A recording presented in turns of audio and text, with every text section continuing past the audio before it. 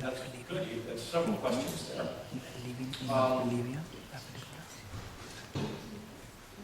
Certainly, Morrison's performing, his persona as a performer just took over. You can't take your eyes off of him. I mean, that's what I saw when I looked at this footage. Certainly, none of the other guys were doing what he was doing. He did. He decided to wear leather pants. It was his decision. Johnny Depp, actually in the narration, he changed the narration without my knowing it. He says, seemingly designed to accentuate his crotch. They were designed to accentuate his crotch. There's no question about it. But he loved attention. I mean, that's what fascinated me. I put that scene in there where he's walking through the crowd, at the Super Bowl, and you just see him standing there, and all these people touching him. I saw that footage, and I was like, this is so surreal. It's really difficult for me to understand who's getting what out of this moment. Are the fans getting something, or is he getting something? But I did come to have a huge respect for the rest of the band. I don't think that Morrison could have gone as far as he went without the three of them, the other three guys there to support him. And they really did. I mean, they talked about that all the time. That first time that he came back from the motel, stoned out of his mind on acid, and he started singing the end, they really had no idea what he was doing. They had no idea where he was going. He was just making these words up. Right now, as Doors fans, we know that song. We know where it goes. But when he started talking about his father, Father, I'm going to kill you, they're like, well, let's see what happens. I tried to recreate that. Obviously, that footage was not from that moment, but I tried to suggest, wow, what was it like to be on stage with this guy? They all talked about it, that it was a combination of absolute terror and the highest high that they've ever had. They've all seen the film, and listen, I have to tell you, I'm proud of the fact that they feel I told their story. I'll go back just a little bit.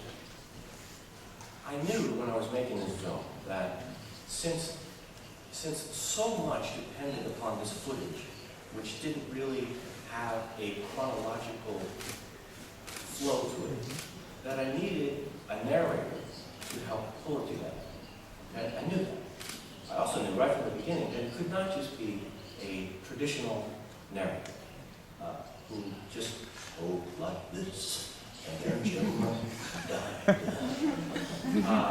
It needed to be someone who, like me, had an emotional connection to the film and actually believed what they were saying.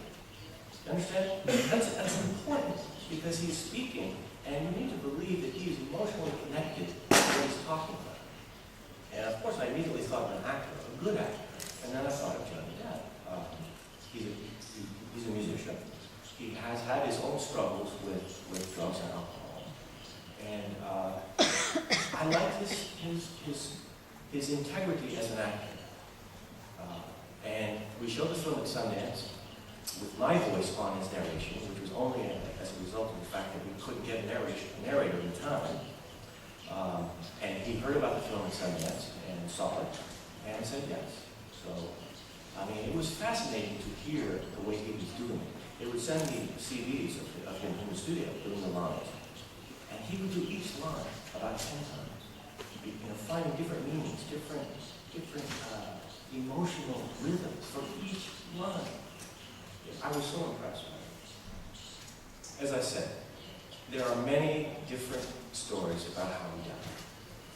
None of them have been proven 100%. I did not want to go into it if I didn't have anything that was simply factual that I could say. The only thing factual that is known is that he died in the bath. That's the only thing that is known. And I said, listen, what's the point? Is the point how he died? No, the point is that the guy died. He died. He went to Paris to somehow start his life over again. I think he was a tremendously conflicted human being. I think he had so many things he wanted to try to do. And unfortunately, the thing that he was the best at the thing that he did better than anyone on the planet, and I really mean that, was the thing that destroyed him. He ultimately came to hate it. He came to hate it. He really did. He wanted to be a filmmaker. He wanted to be a poet. But this thing that he created, and he created it so beautifully, you know, like I said in the film, which you didn't see. Which I will see. Elvis was sexy, right? Very, very powerful. Mick Jagger was sexy and dangerous, right?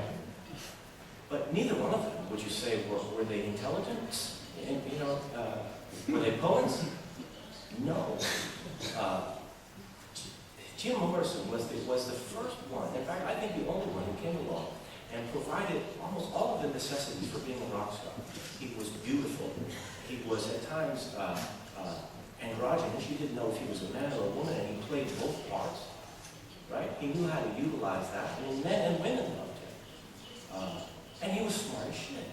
And he knew it. He knew it. Just the way he could look into the camera and play. He was so skillful at it. And ultimately, I think it destroyed him. And so I didn't put any of the myths and rumors about that.